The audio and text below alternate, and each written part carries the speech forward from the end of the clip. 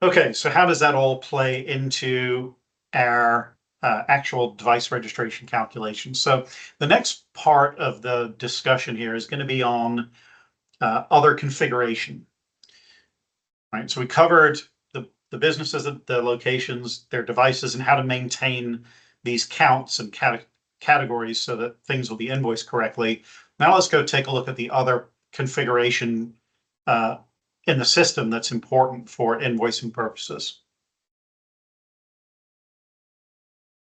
I'm going to start. This is the county configuration screen. There's a lot of components in CalCATS that are very configurable. Most of them don't apply to the revenue component, but the two things that do, very important, are county preferences. So we're going to take a look in there. And then down at the bottom, these three out of these four categories, the invoice item types, the device types, and the device type fees. So that's what we're going to cover for the next 20 minutes or so. We'll start with county preferences. There's quite a lot on this screen. Not all of it's necessarily related to invoicing, so I'll skip down to the parts that are. And that is, we get down here to the first invoice due date. When we generate invoices automatically in batches, the system is going to calculate a bunch of stuff that you might otherwise expect to specify on your typical invoice screen. Think about a QuickBooks invoice. You're going to set the invoice date, the due date, and all of that. There's going to be some default for calculating the invoice due date. And you have two options here. You can set it to 60 days from the invoice date. So whatever you set as the invoice date, if you're going to generate a batch of 1,000 invoices and they all have an invoice date of January 1, 2025, then this would just set the due date to 60 days out from then.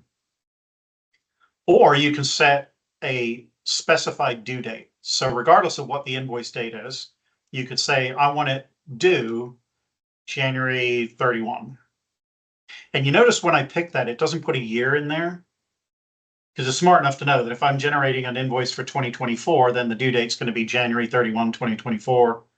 But if I'm generating an invoice for 2025, it's going to be January 1, 2025. Okay, this is really useful for billing cycles where you're not entirely sure when you're going to send the invoice out. You might send it out a couple of weeks early, but you don't want to move the invoice date back a couple of weeks early. You still want it to be that January 31st or March 4th or whatever your standard invoice due date is for that purpose. Okay, the second set of options relates to due dates and invoice dates for second invoices. So you send out a registration invoice and it's due in 30 days or 45 days or whatever it is, and the company doesn't pay. So at some point, you're going to send them a late invoice that has late fees associated with it. That's what we call a second invoice.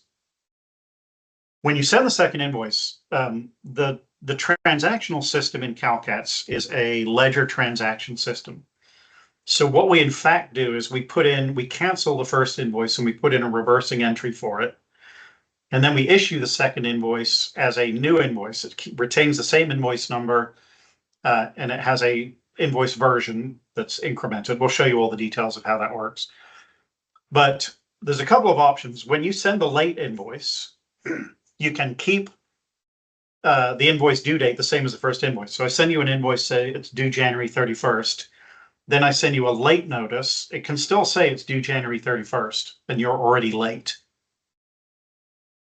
Some counties, though, when they send out the second invoice, they give them another grace period to pay it. So if you send out the second invoice, say March 1st, you might say the second invoice is due March 31st.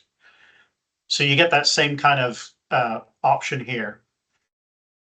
So you can choose whether the second invoice issue date is the same as the first invoice or the date the invoice is actually generated. And then for the due date, you can leave it blank. You can set it to the same as first invoice. You can say a certain number of days from the invoice date. Or again, you can set a fixed date. You can say these are always going to be due, June 1st.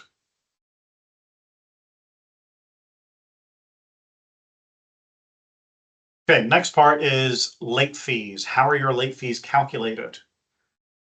And we have two columns in here and two groupings, devices and price verification. Most counties, well, no, not most, a lot of counties have a different late fee associated with price verification than they do with devices. We also have two columns. So far one county, but certainly you have the option of saying if their only late invoice is the current invoice, they get this set of late fees. But if they're also late on earlier invoices, they could have another set of late fees.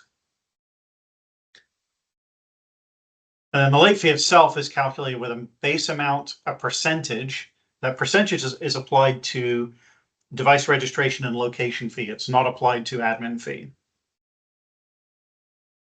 And then you can apply a minimum and a maximum to it. So I could put in, for example, device base amount is $50 and percentage is 0. That means everybody gets a $50 late fee. I could put in it's $50 plus 50% of the device fee. So if my device fee was $200, then my late fee is going to be $150. And so on and so forth. And you can play around with these settings to your heart's content and see what fits. For the most part, counties are usually either 100% for devices and 50% for price verification, or they have a flat fee for one or other of them.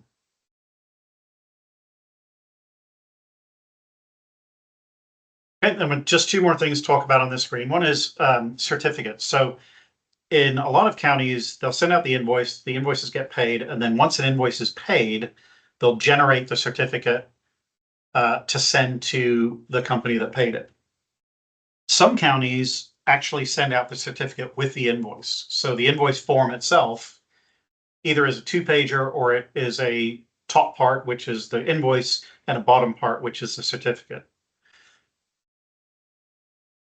If you're a county that sends out invoices first, waits for payment, and then sends out certificates, you have the option when you're generating a batch of certificates to only generate certificates for people that have paid, or generate certificates for everyone that has received an invoice so far.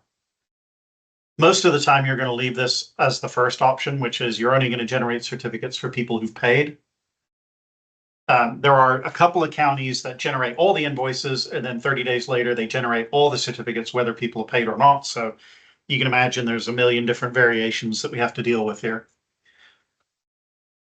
And then lastly, if a second invoice doesn't get paid, you can opt to send that invoice to collections. And obviously there's a physical process that goes along with that of referring them, with your treasury or finance department to send them over to your collections agency. But you have the option in CalCATS of whether you want to include or exclude invoices in collections when you're doing things like scheduling routine inspections. You can say, I want to exclude companies that are in collections from having inspections scheduled for them.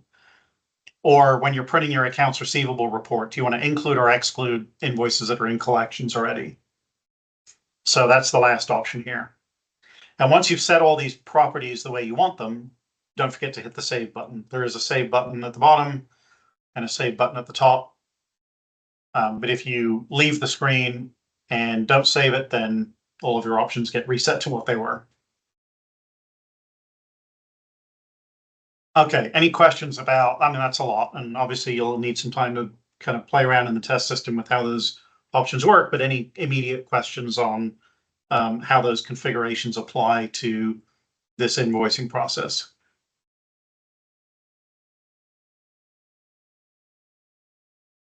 And silence I will interpret as no questions, so we'll move on to the next component, and that's back to our configuration screen, and that is then invoice item types, and device type fees. I'm going to talk about the device types and device type fees first.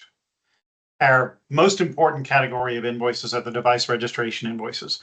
A little later, we'll talk about miscellaneous invoices, which lets you bill for things like missed taxi appointments and bounce check fees and things like that. Those fall under invoice item types, and so we'll come back and look at those then.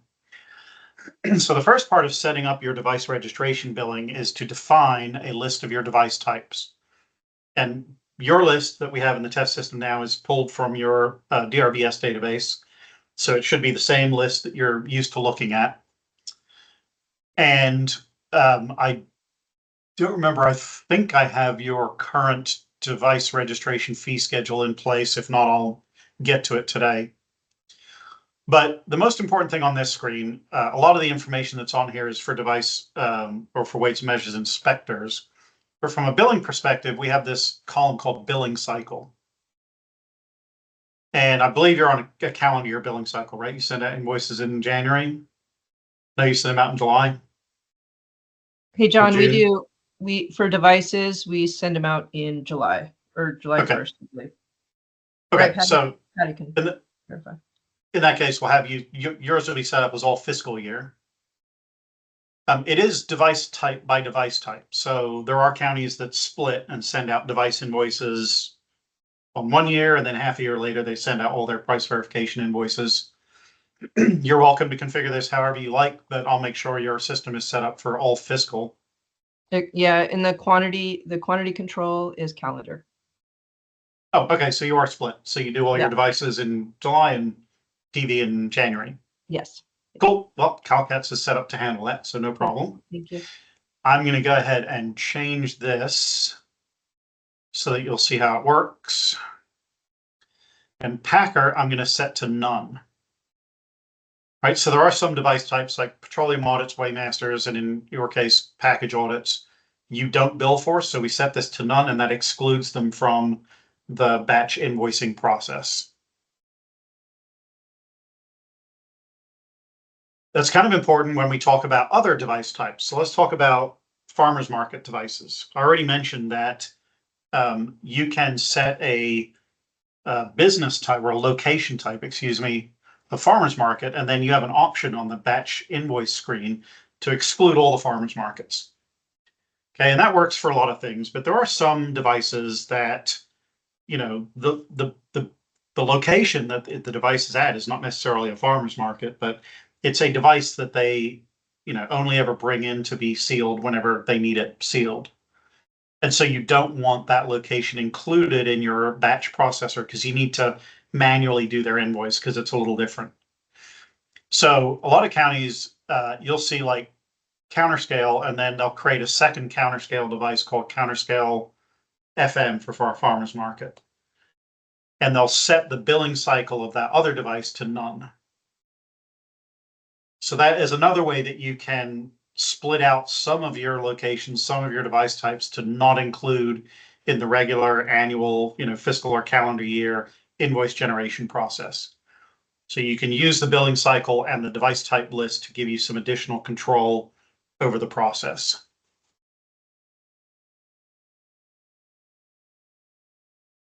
Right, now we have our list of devices. We know what the billing cycle is going to be. We're going to go back to configuration and look at the device type fees. So this is a very short table. I don't have a lot of device types configured in here. Your actual real table is quite a bit longer than this. But the setup of the columns we're going to talk through here is what drives the device registration calculations. And while we look at it, I'm also going to open in another browser tab here. Whoops. Our help page, because we do have an online user guide, and it does have a pretty detailed section on weights and measures device registration calculations. So everything I'm going to tell you here is repeated in this section of the online users guide. So if you don't catch everything right away, then feel free to jump in there, and it gives a recap of everything I want to talk about now. So the first thing is reinspection hourly and reinspection mileage. Those apply to reinspection invoices. They're not part of device registration invoicing, so we'll skip over those. And we'll look at this last set of columns here. The first is registration fee, which is your per device registration fee. Most of the time, that's a per device fee, but for certain things like price verification, it's not per device. So if I have 3 scanners, I don't get charged $125 per scanner. It's just $125 for up to 3 scanners, right? So this next column is important. Fee per N devices. How many devices does that fee cover? Most of the time it's 1. In these cases, I put 0 or leave that blank, and that's a flag to the system that says it doesn't matter how many devices they have, they get charged this registration fee 1 time. Right, so it's $125 for 1 to 3 scanners, $250 for 4 to 9, $375 for 10 plus. That's why it's important on that location device type screen to modify the PV classification if they jump from one tier to another. Okay, there may be in the future some weird cases where this fee per end devices might be something other than one, but right now everything is billed on a per device in the weighing and measuring devices program. So you just set that to 1. The next part is the registration fee cap group. So the weights and measures regs provide for a $1,000 cap on registration fees. And different counties have interpreted that to mean different things. In the discussion, in the regulation section, it mentions in that capping section several different groups of device types. I can't remember off the top of my head exactly what the groups are, but there is this idea that the $1,000 cap doesn't necessarily apply across the board. So if you have $1,000 worth of scales, you may cap the scales at $1,000. But if you have a railway scale, not a railway scale, if you have fabric meters, those may be in addition to that $1,000 cap that was applied to the scales. Rather than trying to specify how that works, because every county for years and years now has had their own interpretation, we've simply created this column which lets you group together devices for capping purposes. So what this is telling me is if I'm at a location that has retail motor fuel meters and truck LPG meters, the total registration fee that I'll charge for those 2 device types, no matter how many of them they have, will be $1,000. Or $1,200 as the case is now. If they also have some scales, then I'll charge up to another $1,000 for their scales. Right, so theoretically, a location that has retail motor fuel, truck LPG, counter scale, and computing scale could be charged up to $2,000 in registration fee because they're in 2 separate registration fee cap groups.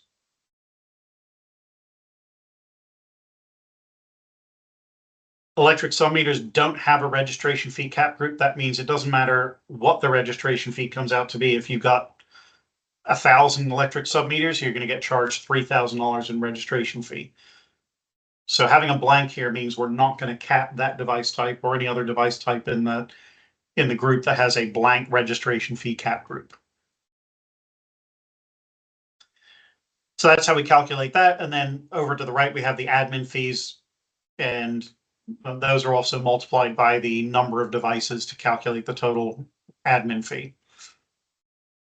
Now, there's one other exception to the rule, which is for vehicle devices, vehicle mounted devices. So there's a column here that says location fee per vehicle. I have $20 fee per truck LPG meter. But if they have 5 vehicles, we're going to charge 5 times $20. So if you recall on our location device type screen here, we had both number of devices and number of vehicles.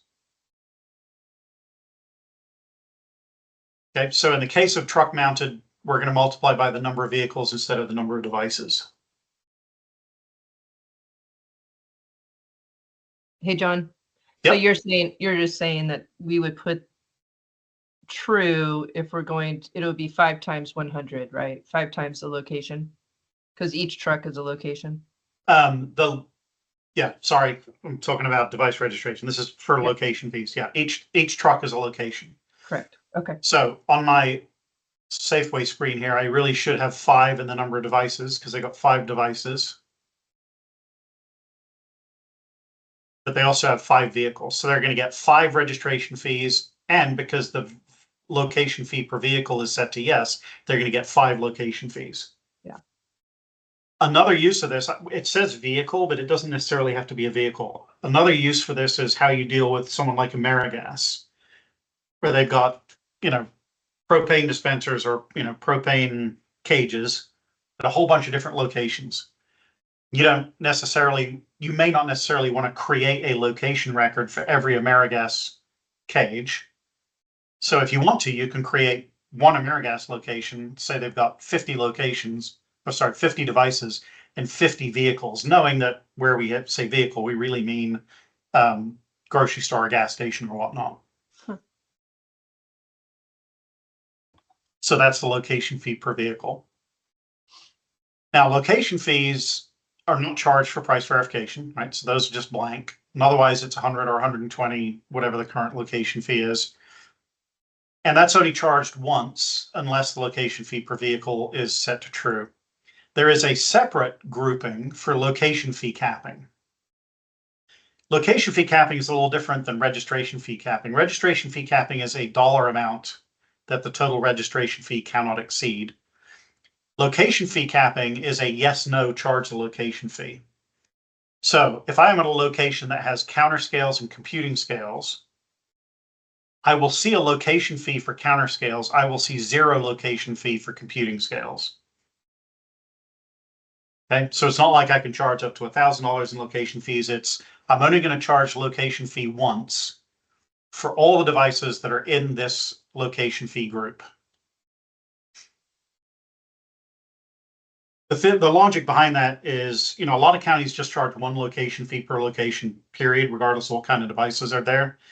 But a lot of counties make a little more money because if you have a, heavyweight scale, and then you got a bunch of hanging scales, little 100-pound hanging scales, you got to make 2 trips because the equipment that you bring out to check the vehicle scale is going to be totally different than the equipment you bring out to check the hanging scales.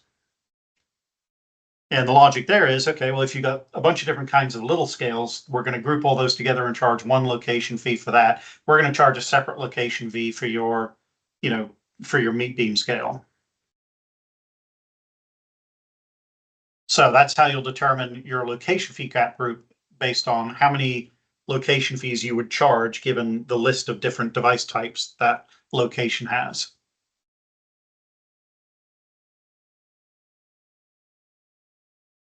Now, all that said, that's great to look at these columns. It's great to read this documentation that shows all the formulas and how it's calculated.